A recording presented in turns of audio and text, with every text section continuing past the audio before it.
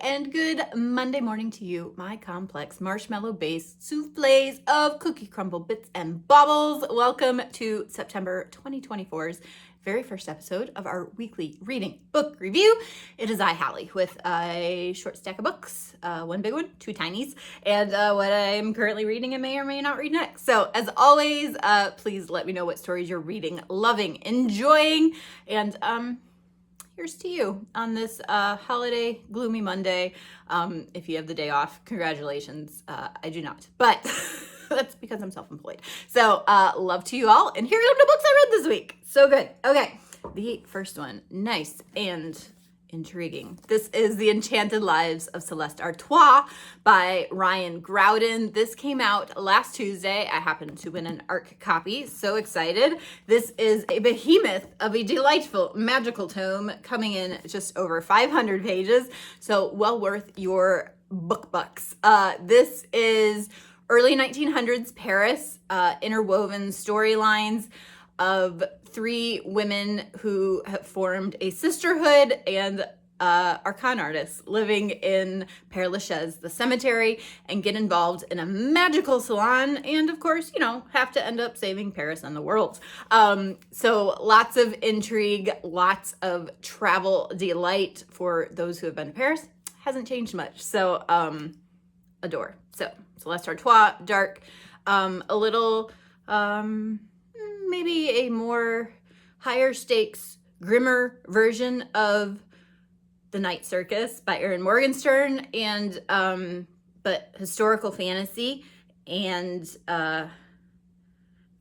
beautifully written, just gorgeous and lush and stunning. Okay, pretty cover also. Okay, the next one I read for contrast's sake, size of book. This is the sequel, although it was published a much longer time ago in Japan than it was here in America. This is More Days at the Morisaki Bookshop by Satoshi Yagasawa.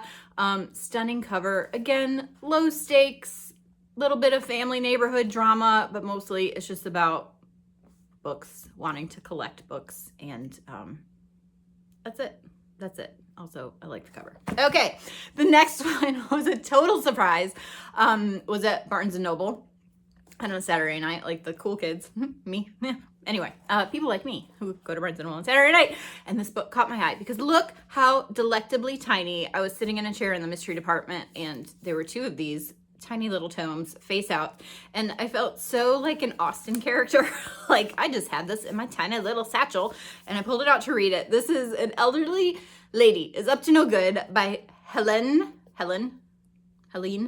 Tursten. It is Swedish in translation into English for me, who does not read Swedish. And they are short stories of an old lady whose father left her family destitute, but on conditions with the landlord and the property developer, she gets to live in the apartment rent-free. I don't even want to tell you more about it, except for I should have taken hints from the cover. Skulls, death, embroidery. I thought she was gonna solve crimes.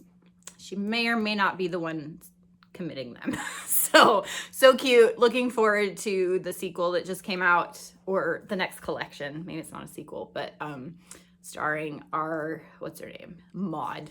Maud is our 90-year-old woman who's up to no good and hilarious. So there is content, a little bit of violence and some quirky humor, but if you're a grown-up, I think you're gonna handle it. And it was just, what do they call it? Dark comedy. Very much so. Okay, that's what I read this week, guys. I am nearly through because my household slept in this morning. I got another good hour worth of reading, and this is Middle of the Night by Riley Sager. I've read two other books by this author. I liked one of them. This one's good. It's creepy. I have about maybe a third of the way left to go, and I will show you this bookmark I made later this week. So this is speculative fiction, not quite horror, but paranormal, true crime, cold case murder mystery. There's dueling chapters as far as one is present tense first person of the now 40-something-year-old man whose BFF was possibly kidnapped out of a tent in the backyard when they were having a sleepover. And he's now returned to the suburban cul-de-sac in Princeton, just, you know, suburban perfection. And for a number of reasons, all the other kids are back in the cul-de-sac now as grown-ups. And no spoilers, but there are lots of curiosity crumbs dropped along the way, and where I am now, more is getting revealed of how they're all interconnected and whose secrets we're keeping from each other, and how, if they had talked earlier, things might have been not a cold case for 30 years. So enjoying that. The neon green is growing on me, guys. I don't hate the cover as much as I thought I did. So again, Middle of the Night, Riley Sager. It's on the bestseller list. I got mine from Book of the Month because I did, and enjoying that page-turning mystery. Not a lot of mental challenge involved in flipping the pages, but enjoying that one. Okay, reading next, perhaps. My stack is large, and as I learned this week from Meg's new podcast, we need fewer toys in the toy box so we're not so scattered. So I may pack up some of my TBR, put them in the attic for when I need to shop for books. It's a different story. But here's what I might read this week. This is the sequel to The Swifts. I loved the first one. It was a BNN yearly award winner, but I would like to believe I loved it first and recommended it. A girl named, I want to say Calamity. It's been a while. Shenanigans Swift. That's her name. Everyone in the family, like when they're born, they flip through the dictionary, point at a word, and the first one is about, am I my name or am I something else? And it was, again, darkly funny, but middle grade, so appropriate for all ages. This is a sequel, and lo and behold, it is an art heist in Paris. Speaking of books I wish I'd written, probably this one, but looking forward to that one. So that's brand new and out now by Beth Lincoln. Gorgeous illustrations, at least in the first one. Haven't flipped through this one yet, by Claire Powell. I loved the interior illustrations in the first one. So here's the sequel, The Swifts, A Gallery of Rogues. Very cool. Also, because this spine caught my cover at the bookstore, because they do when I went there Saturday morning. This is the DECAGON House of Murders by Yukito ayatsuji. I can't say it. There's a Japanese last name that I'm trying to read for the first time backwards and on camera. Not going well. But this is inspired by Agatha Christie's And Then There Were None. So looking forward to that. Also, the second one is green, the cover spine. So I wanted to buy it, and I didn't yet, but you know me in books. So anyway, looking forward to that one eventually. And then I just listened to the almost done with the podcast, of the author interview of this one. This is nonfiction, but as we move into fall, morbidly creepy and enjoyable, perhaps.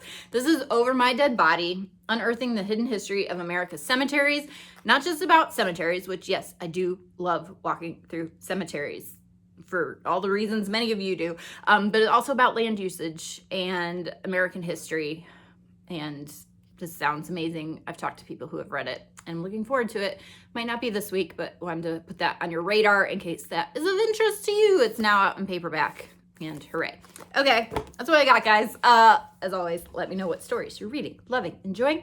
I'm gonna go drink my coffee and enjoy some breakfast. So have a wonderful Monday. I will be here thinking about books and in the studio drawing some pictures for exciting things happening. So this week is, of course, our first week of September. So Crayon Box, my Patreons, happy sticker mail will be going out. So be sure to join that if you're not already in that little happy, colorful community. If you would like a vinyl sticker from me, but actually maybe 2 stickers because I can't help myself. So reasons. Anyway, go see my Patreon page. There's a link in my bio, and I have September Scribbles is live, so you can see all the things coming to the Crayon Box this month. You can also support me on Substack if that's your preferred platform. So, although that one doesn't come with stickers, so if you need a sticker, I'm a gal. Okay, I will talk to you later. Bye.